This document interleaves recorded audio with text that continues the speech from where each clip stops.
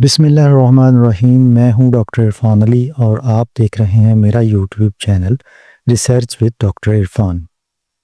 आज Meta analysis के जिस सॉफ्टवेयर को मैं डिस्कस करूंगा उसका नाम है जमोवी। जमोवी एक फ्रीली अवेलेबल सॉफ्टवेयर है।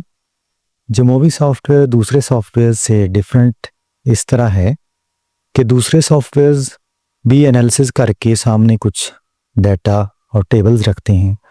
सेम दूसरे सॉफ्टवेयर की तरह ये सॉफ्टवेयर भी मेटा एनालिसिस में डाटा एनालिसिस करने के लिए यूज़ होता है। और जब ये डाटा एनालिसिस करता है तो सामने टेबल आते हैं, लेकिन टेबल्स के साथ साथ उन टेबल्स की इंटरप्रिटेशन भी सामने आती है।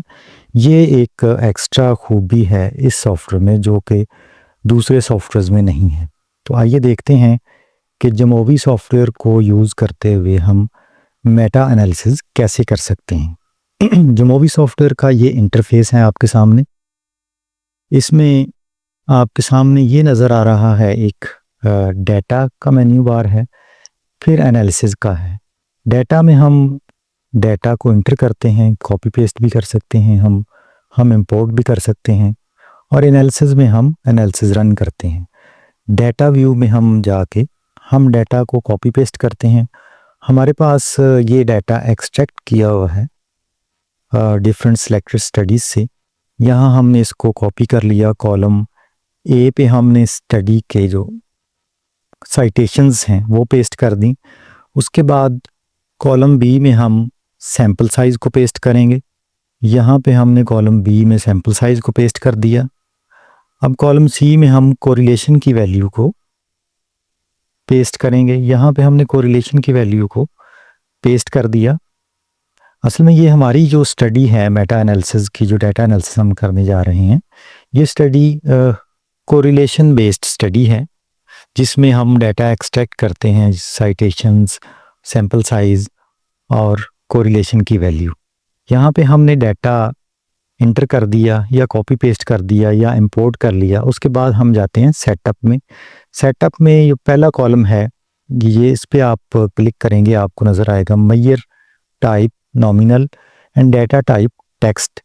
ये ठीक है। उसके बाद ये कॉलम बी पे जाते हैं जो कि हमारा सैम्पल साइज़ है। यहाँ पे हम सेलेक्ट करेंगे कॉन्टीन्यूस, और ये कॉलम सी पे भी हम सेलेक्ट करेंगे कॉन्टीन्यूस, ऑलरेडी सिलेक्टेड है।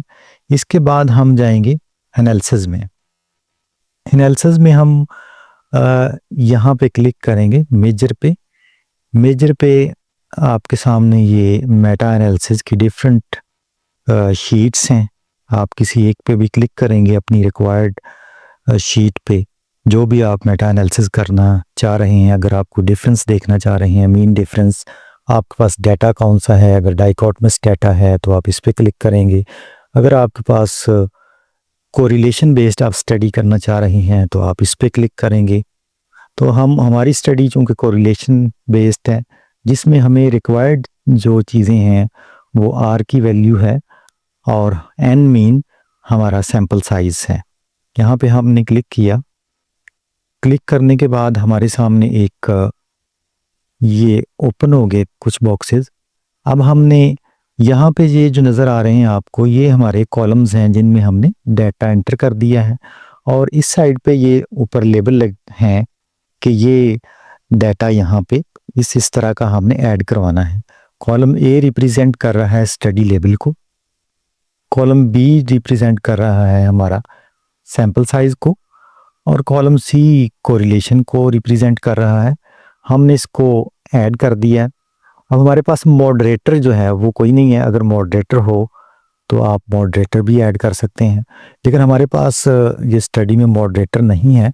हमारे पास सिर्फ सैम्पल साइज़ और कोरिलेशन की वैल्यू है, यानी कि आर, और ये स्टडी लेवल है। जब हम इसको इस साइड पे ऐड करवा देंगे तो चंद लम्हों के बाद हमारे सामने एनालिसिस होके हमारे सामने आ जाएगा, जो कि एक बेसिक एनालिसिस है, जिसमें ये सबसे पहला टेबल जो दिया है उसने ये कोरिलेशन का टेबल है, जिसमें एस्टीमेट, ये पूल्ड कोरिलेशन है। उसके बाद ये इसकी पी वैल्यू है, ये अपर लिमिट है और ये लोअर लिमिट है। उसके बाद दूसरा टेबल जो है ये दे दिया हेटेरोजेनेटी एनालिसिस, और उसके बाद थर्ड नंबर पे जो एक ग्राफ हमारे सामने आया है, ये है फॉरेस्ट प्लॉट। और 4th नंबर पे पब्लिकेशन बायस असेसमेंट, जिसमें फेल सेफ एन भी है और ट्रिम एंड फिल मेथड भी है, और उसमें और जो एकर्स रिग्रेशन वगैरह दूसरे टेस्ट भी हैं। और सबसे एंड पे हमारे सामने दे दिया है फनल प्लॉट, जो कि पब्लिकेशन बायस को देखने के लिए है। अब इसमें एक एक्स्ट्रा चीज़ जो दूसरे सॉफ्टवेयर में नहीं होती, ये हमारे सामने उसने इंटरप्रिटेशन करके हमारे सामने रख दी है। जो भी टेबल्स हैं उनको इंटरप्रेट कर दिया है। आप इसको समझने के बाद इंटरप्रिटेशन को अपनी वर्डिंग में इंटरप्रेट कर सकते हैं, और आपकी जो स्टडी है, जो आर्टिकल है, जो रिसर्च पेपर है, उसमें आप लिख सकते हैं। तो ये था आज का बेसिक सा एनालिसिस। और इसके अलावा अगर आप मेटा एनालिसिस पे दूसरी वीडियोस देखना चाहते हैं, आप मेटा एसेंशियल सॉफ्टवेयर में एनालिसिस करना चाहते हैं, तो उसके लिए आप राइट साइड पे जो आपको बॉक्स नज़र आ रहा है, आप उस पर क्लिक करें।